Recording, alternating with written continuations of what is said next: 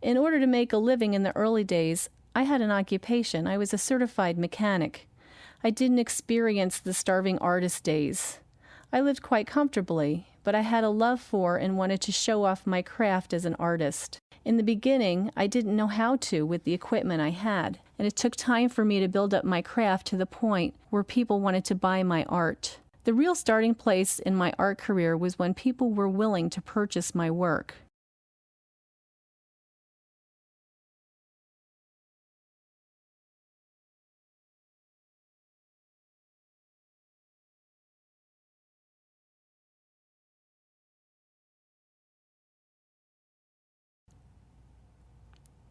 Hi, my name is Uzi. My sign name has a story behind it. I grew up in a predominantly desert region with some hills. I didn't have a sign name when I lived at home with my parents. And about the age of 5, I moved to Jerusalem, where I attended the Jerusalem School for the Deaf. Jerusalem's topography is vastly different than my hometown. It's a city of steep, stony hills, old buildings, and aging, uneven walkways. Since I wasn't used to that, I was unsure on my feet. Soon after I arrived, I fell and cut my chin open. The personnel at the school patched me up and fitted me with a chin strap and a chin guard over my injury. The other kids at school, upon seeing me and knowing that I was a new student, donned me with the sign name that is produced with a B hand shape, the chin, indicative of my fall and my chin injury.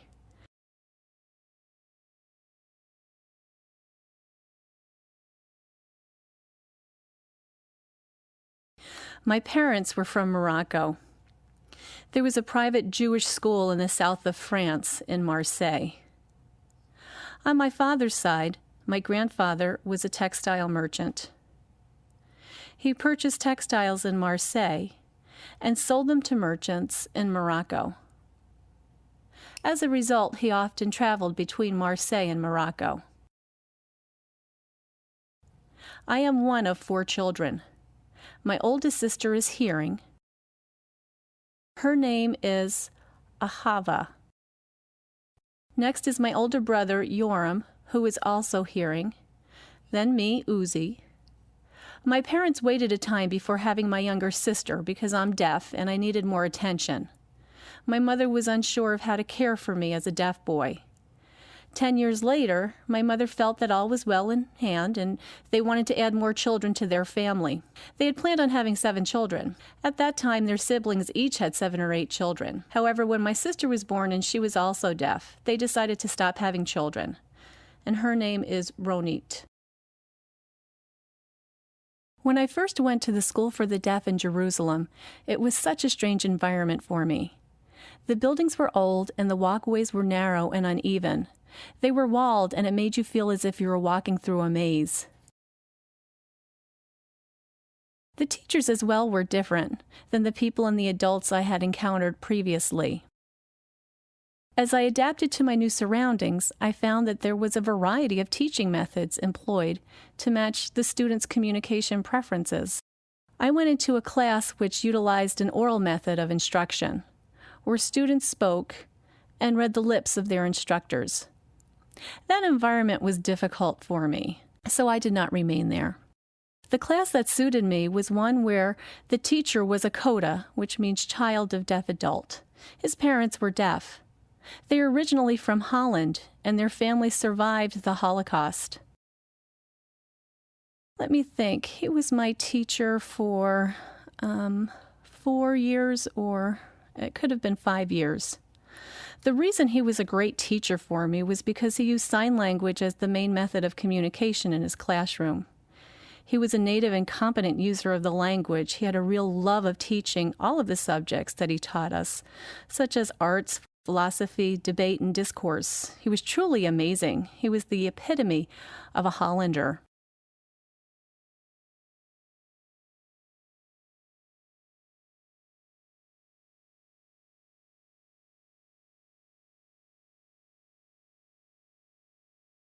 When my father tried to communicate with me, it was rather laborious. We tried using gestures. I did so with my grandmother as well. My grandmother and I understood each other through gesture. Our conversations were basic at best, but it was more difficult with my father. My brother used a dictionary to try to help facilitate communication. He would look up the words in French and show the translation into Hebrew. He understood my father's French. And so he helped translate in that way. But I was only there in the summer, the 3 months that I wasn't at school. And I looked at this complicated system of translation in order to communicate. And I noticed that the dictionary had images and pictures. I thought that the pictures were the clearest and easiest way to communicate with my father. Rather than carry a dictionary or book around with me all the time to look up individual things that I wanted to communicate, I decided to draw pictures for my father. They were equally as clear as the book photos and more efficient. We didn't communicate like this throughout our lifetime. We utilized this method of communication for about 2 years. My father recognized my artistic talent, and my brother thought he'd take advantage of it. He told many people about my talent, and they all wanted to see my work.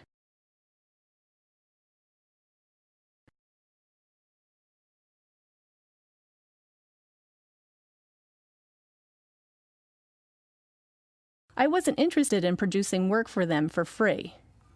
My family encouraged me to negotiate with them and charge them a fair price for my work, and then I could use that for the money that I needed to go to the movies. I thought I'd give that a try. And as I did a few, word spread. And I did earn money, and I did go to the movies. Some days I'd spend the entire day at the movies watching different features. And getting back to my brother, we didn't have a lot of supplies at home. Every day my brother would look for pencils and paper for me to draw with. He'd often find a used piece of paper and want me to draw something on the back of that. He would go off and see if anyone was interested in purchasing it, and when there wasn't any interest, those sketches were thrown away. As time went on, we both were thinking of ways to earn more money. I didn't want to become a cheap artist. So we thought of people in our family who collected art, and we'd go and meet with them. My brother told them about my talent and asked if they'd be interested in a piece of my work. My nephew gestured to me that he would pay for a sample of my work. And I agreed and started to create a sketch of my nephew.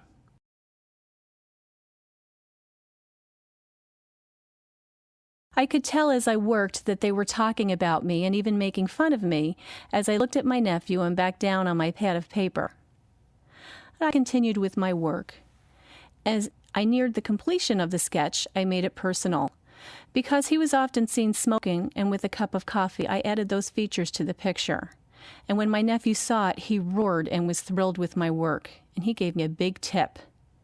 And from that moment on, I decided that I was done with creating sketches for the kids in our neighborhood, and I was moving on to more serious work.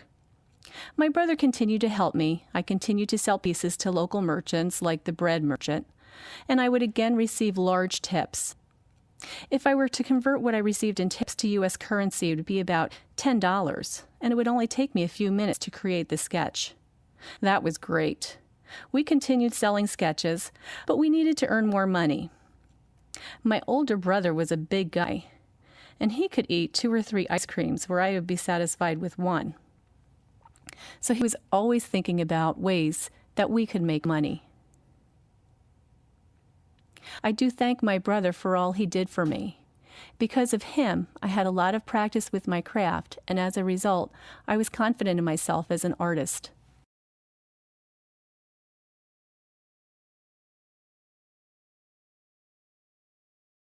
In school, there were art classes. The teacher was a hearing person and had survived the Holocaust. I had a great deal of respect for him. Truly, I respected everyone who survived the Holocaust and bore the scars and the tattoos of their internment. I saw films and learned about what happened with the Nazis and the SS Army. We were shown scores of photos, and we were implored to revere those with whom we came in contact who were survivors. There was a special week and a day set aside to commemorate what happened.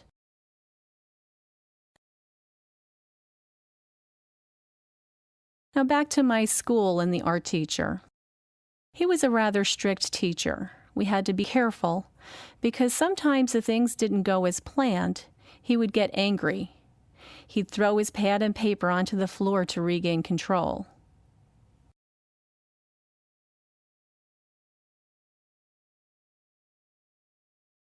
However, his art and his attention to detail were second to none. He had a tremendous power to express himself through his art. Our individual artistic ability was really not a big concern for him. His focus was on maintaining order in the classroom. Our posture and our manners and respect for him and his classroom management was of more importance to him.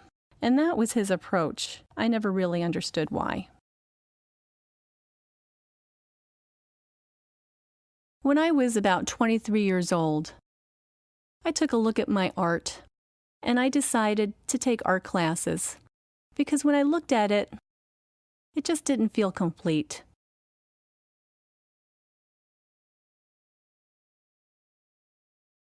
I talked with a few of my friends and made the decision that I was going to focus full-time on my art.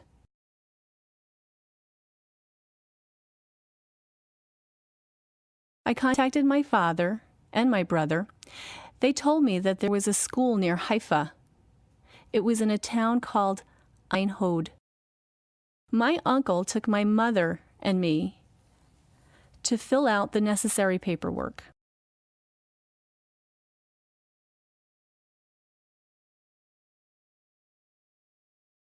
We were informed that I needed to pass an exam.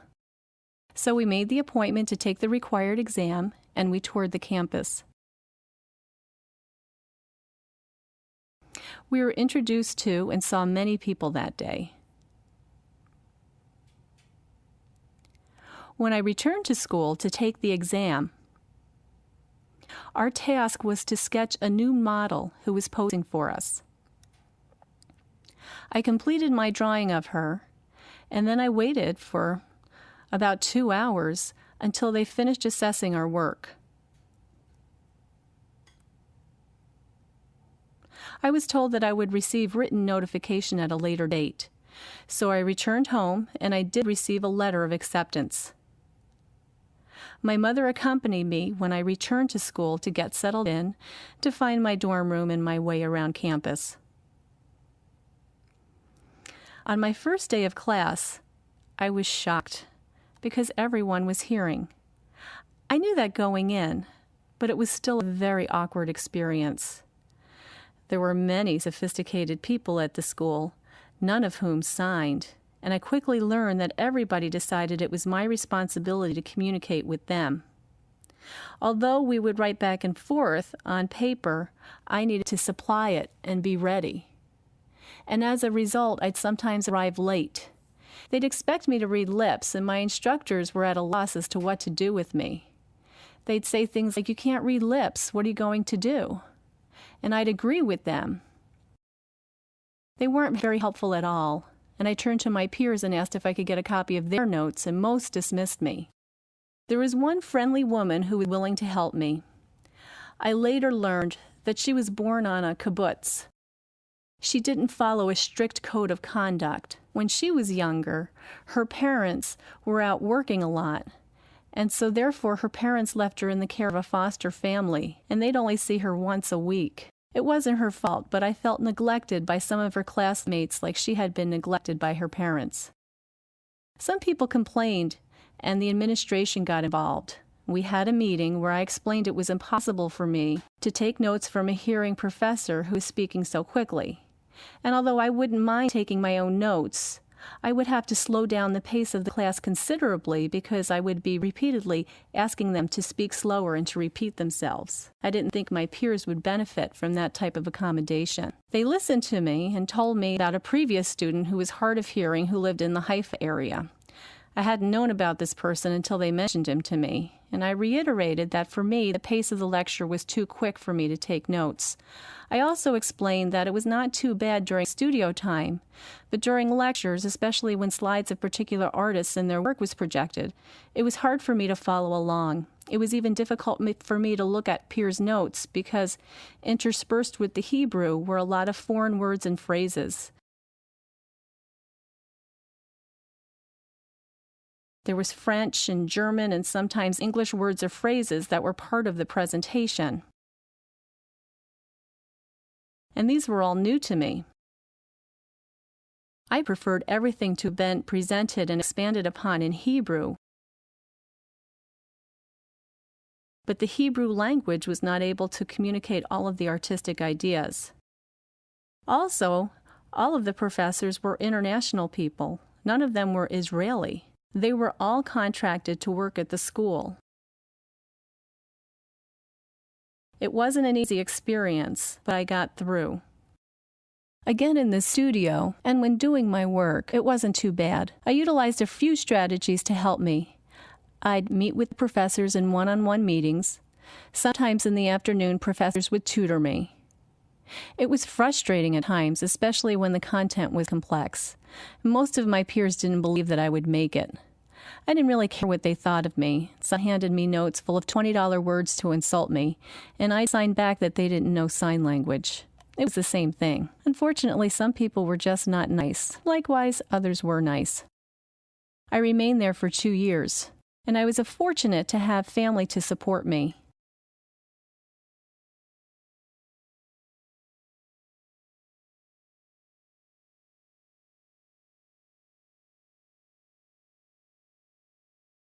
I studied various artists and their work. And when it came to Picasso, his father was an artist and a painter.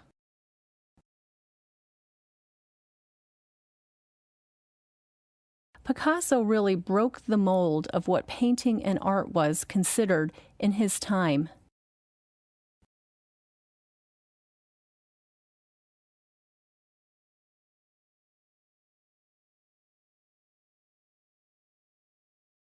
When I learned about him, I felt an immediate affinity to him as an artist and as a painter. I decided I too needed to break the mold.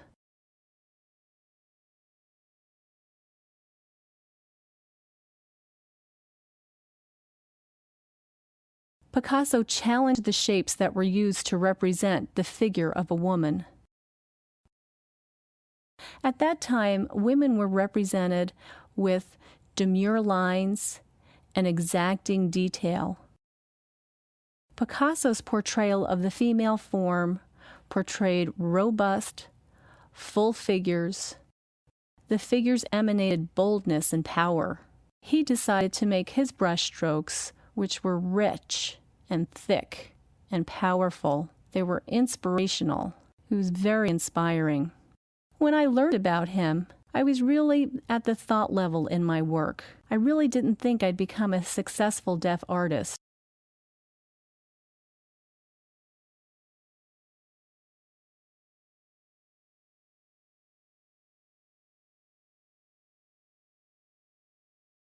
In 1975, at the theater, I saw a poem performed by Bernard Bragg in a hotel while visiting Washington, D.C. I was impressed with him that night.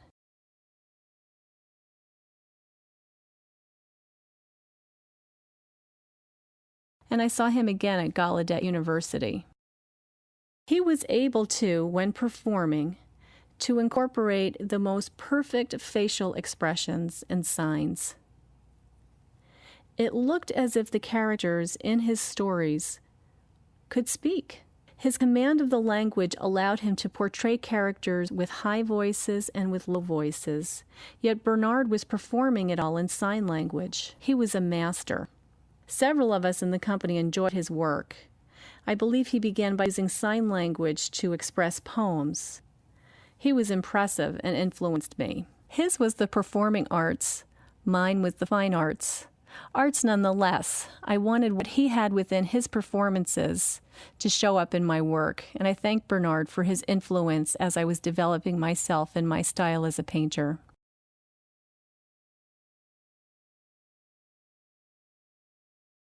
At home, I sketched and mainly used paper and pencil. At the art school, we used media such as oil and acrylics. We learned about lithography, print photography, printmaking with copper plates,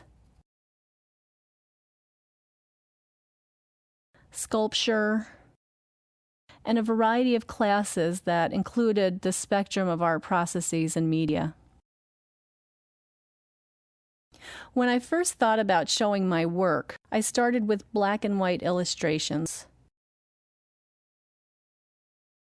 And they left me feeling rather flat. People weren't very excited about them either. I needed to develop my own technique, and I did this when I had time.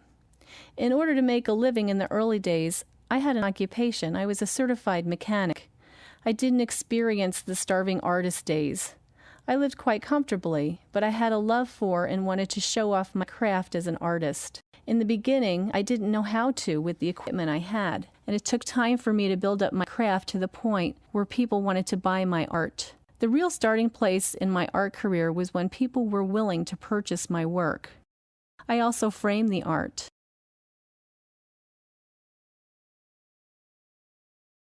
I just kept at it until it reached a tipping point and took off. I do enjoy oil painting, but I haven't been able to find the time to do it. Acrylics allow for a faster process, but I'd love to get into oils again. When I look at my earlier work on plain white paper, I really didn't see myself in my work. I wanted to start all over again.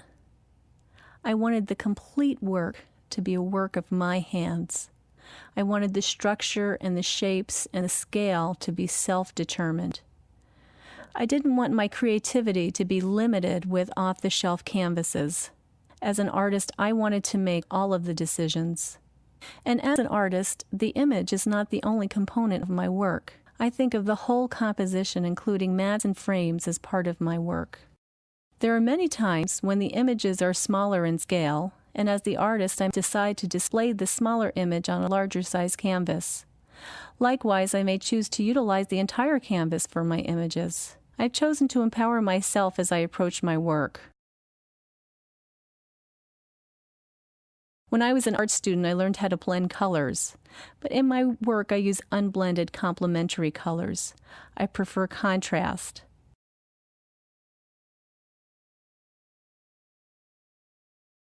I like vivid colors, which are reflective of the Middle Eastern and Sephardic Jewish cultures. My mother often wore bold-colored clothing. She conveyed power, and I wanted that impression in my work. I also don't want my paintings to be in agreement with the laws or scale of the physical world. My work is intentionally bold and heavy to convey its inner strength and its power.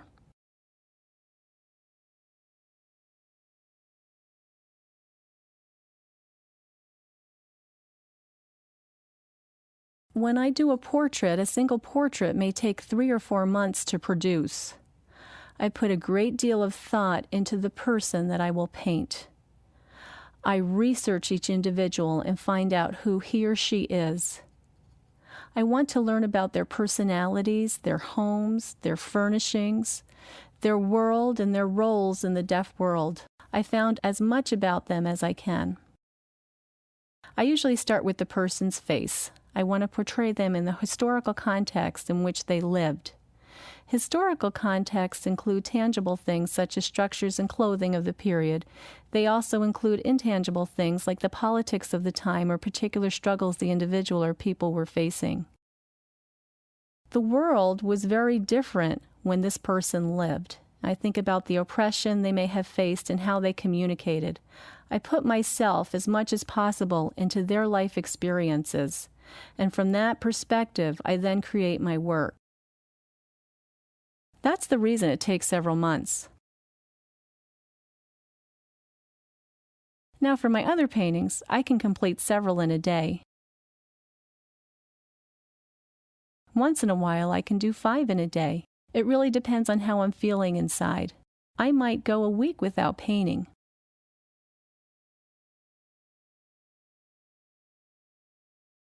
If I get a neat idea, that may lead to something bigger. It really all depends. In general, those works are produced in an expedient fashion. The portraits, however, are a different story. I revere the people I choose to paint, and I am sensitive to and want to authentically portray the people and their personalities in my work. You can see them behind me here.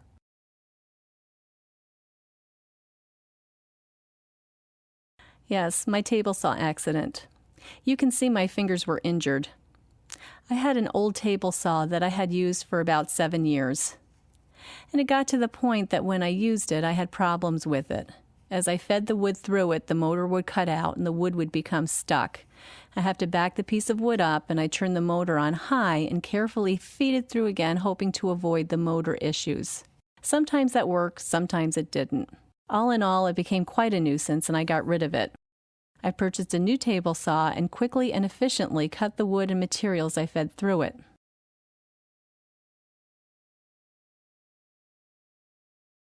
My old table saw was attached to its own stand and had legs. The new one was not attached to the stand. So I used it on a tabletop. And I was unaware that by putting it on the top of a table, it would not stay securely in place. Rather, the saw could slide and move across the table as materials were fed through the saw. I used the new saw 3 or 4 times, and then it happened. The entire table saw unit moved at an angle, and as a result, my fingertips were cut off. It only took a second for the accident to happen. It was painful, and I was able to find 2 of the fingertips and put them on ice. I didn't black out or anything. I took care of myself, and I wrapped my hand in my shirt. I didn't want to panic because my wife was upstairs, and my kids were just a few feet away from me in the same room. In retrospect, it wasn't a good idea to let them be in the room. I remained calm and stole glances out of the corner of my eye to see if they were reacting to what happened. And I went to the hospital, and the doctor said that 2 of my fingers were beyond repair. Because at the end, where the bone was severed, the bone was shattered and uneven, and he showed me it on an X-ray. If it had been a clean cut, he might have been able to reattach them. My wife was with me, and there was an interpreter, a teacher by the name of Brenda, who helped in the discussion. We talked about the fact that I was an artist and I used my hands in my work. The doctor listened and decided to consult with some of his colleagues. He was gone for quite a while, and when he returned, he said there was nothing they could do to reattach the fingers. I went to another part of the hospital, and the answer was the same. A big part of the reason was that the nerve endings were involved as well. I wasn't going to be able to feel with the tips of my fingers again. I had been at the hospital for most of the day. I was still in pain, and I just accepted their answers. The doctors told me, however, that I would be able to continue with my art. I required physical therapy, almost a year of physical therapy. My hand was in pain much of the time. The therapist gave me many exercises to do.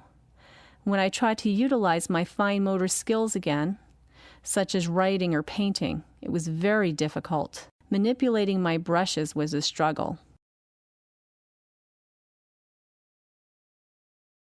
The therapist gave me some wonderful ideas and showed me some tools that were available for me to use.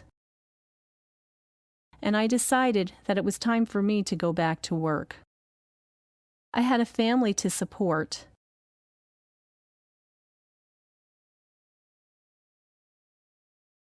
And I talked with VR, and VR paid for the new tools that would make it easier for me to work. The tools cost about $15,000.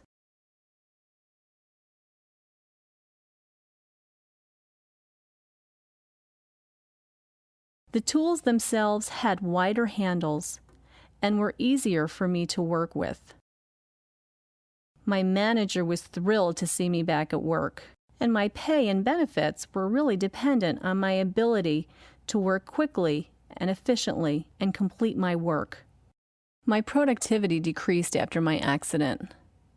I can remember looking at a car that before my accident would have taken me about 10 minutes to fix.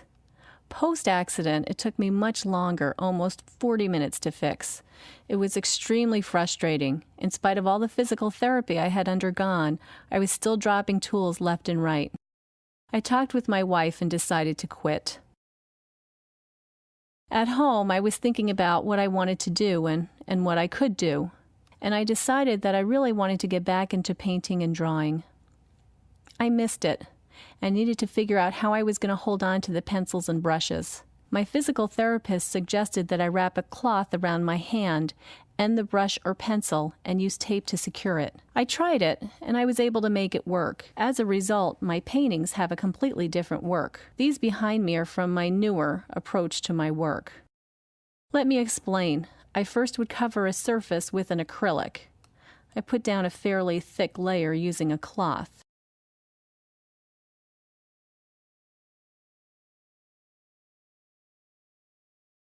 Then I'd use a tool to trace out the design. I couldn't go back over if I made a mistake because the paint was already dry. And then on top of that, I would accent it with other colors. All in all, I was pleased. I thought they looked pretty good. I framed them and decided to have a show. And I was pleasantly surprised when people were interested in purchasing them. I finally felt as if I had found my groove again. And when you see my entire collection, there is a marked difference pre-accident versus post-accident. Some of the pieces I did were more therapeutic. I was investigating how I could make the process work without my fingertips and my fine motor skills. And I proved to myself that I was still able to make it work. I was already practicing as an artist when I worked with Moshe Efrate. He explained that I had a rich experience to explore creatively, and that I had to do something with it.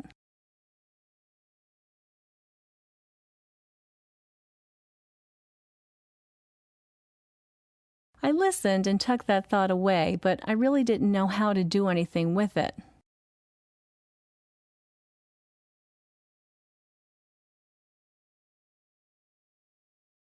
He encouraged me to think and express through my drawings how a deaf baby is in the world. Still, I didn't quite grasp his concept at all. As time passed, I was able to integrate Moshe's suggestion with my art. I first thought about things like human voices and colors that would represent high voices versus low voices. Our signs might be produced higher in space, louder, or expressed quietly in order to complement the dance and a performing artist. And I thought about shapes and poses of a dancer, and I started to draw physical shapes. From there, I was able to narrow my focus to hands and how hands influence our world. As an artist, I need my hands to complete my work. After I had the accident with the table saw, part of my hand was missing, and I wasn't able to produce my art as I was accustomed to. As a deaf person, I need hands to communicate. People who aren't deaf might not see that accident that I had as a big deal. They can continue to interact with the world through speech and hearing, but I use my hands in every aspect of my life. I need full use of my hands in my work as a mechanic, in my art, in my interaction with the world. Until this realization, I took my hands for granted. Think about your hands. We use them to communicate. If I were handcuffed, I'd be cut off from the world. So this is one of the physical features that gives us access to so many things in the world. The hand, my hand, became the centerpiece of my art. For example, in Flowers of Language, I started with the vase and originally had flowers in it. As I looked at that image, it didn't reflect my experience. The flowers echoed the hearing world. It was a standard image that one would see at a florist or a furniture shop, very predictable. In order to integrate my experience, I changed it and put hands in place of the flowers. The hands represent language, which is beautiful. I have many other paintings like that. Flower of Language gave me my start in expressing my experience.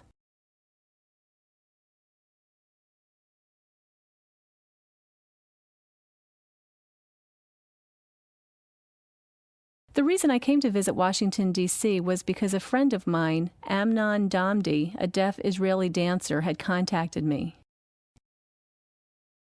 I was living in Switzerland at the time, and I liked the idea of going to D.C. While there, I met Yola Rozan.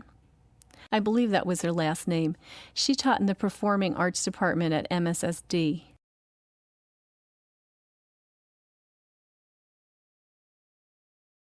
I helped out with the sets and the scenery for the theater there. And I also met with a man by, what's his name? Paul Johnston. He was an art teacher at MSSD. When I'd have a break in the theater, I'd go and find Paul and chat with him. He was great. I didn't know ASL at the time. He had experience working with international students. He was able to gesture with me so that we could carry on conversations. He told me about an art conference that was happening here at RIT. And that was in 1986. And I was interested in attending. I'd arranged my schedule so that I'd be available, and Paul and I came all the way from Washington, D.C. to Rochester. He introduced me to many deaf artists. I remember the first woman I met. Let me see, what was her name?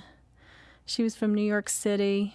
She had that artwork with the colored pencils and the box that had the labels on it, the promoting identity labels. She was interesting, and I met others from Massachusetts and other places. I met Jim. I can't remember his last name. He was the host of the conference. There was a lot to see and many sessions to attend. It was a great experience. It was the first time I was able to interact with and see deaf American artists. Much of their work was very different than what I was accustomed to. Different in a cool way. I was happy that the conference was happening. I'll always remember that experience.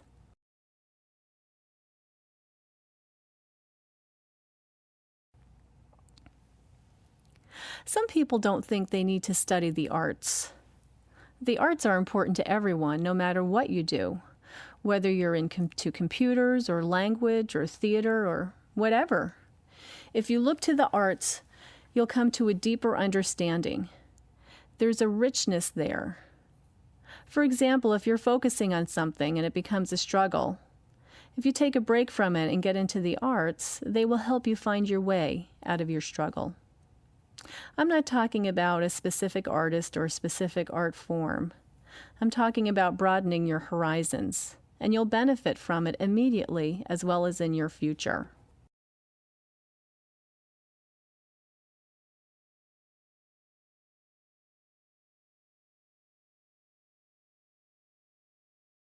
Think of architecture or the design of a car, for example. You can look to the arts to inform you and to help you with your creative designs.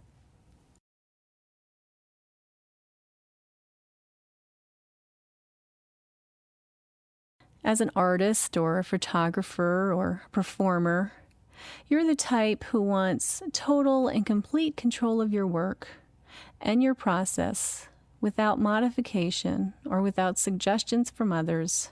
Well, I don't think that's the best approach. I'm open to feedback, and I often ask for it. For example, if someone has something to say and it's not flattering, I want him or her to explain that point of view. For example, if she doesn't know why I made a certain decision within a piece, he or she may ask me about it again. We engage in a healthy dialogue about the work.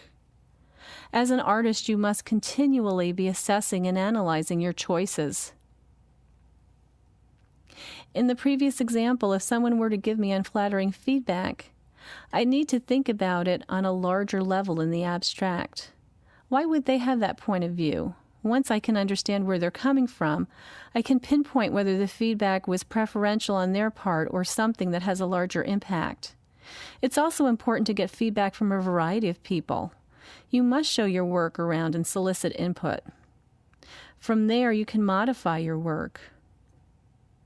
As an artist, I may complete a painting and be satisfied with it. But that's not enough. You need the human interaction. By the way, the feedback process is not a personal one. It's not about critiquing the work on a level where it becomes criticizing. And that goes both ways, to the artist or to the viewer. The viewers are not critiquing the artist, and the artist should not critique their perspective. It's happened to me on more than one occasion that a prospective buyer has looked at a piece and not been interested in it. Some have been blunt and said that my paintings would not go with their furnishings and that they would never bring such a piece into their home. As an artist, I can respect that. I clearly have a style that's different than what they're looking for. Others see my work, and it's exactly what they've been looking for. They're thrilled to have made such a find. For these buyers, our styles are in sync. It's that simple. You need to have the confidence in who you are as an artist. I've had days when people have looked at my work and were overtly negative about it. I needed to let them be, because you know what? I sold the same piece the following day. You have to be judicious in your interactions, which is different than kowtowing to people. People are different. Some just love my work, others aren't interested, but there are many point of views out there.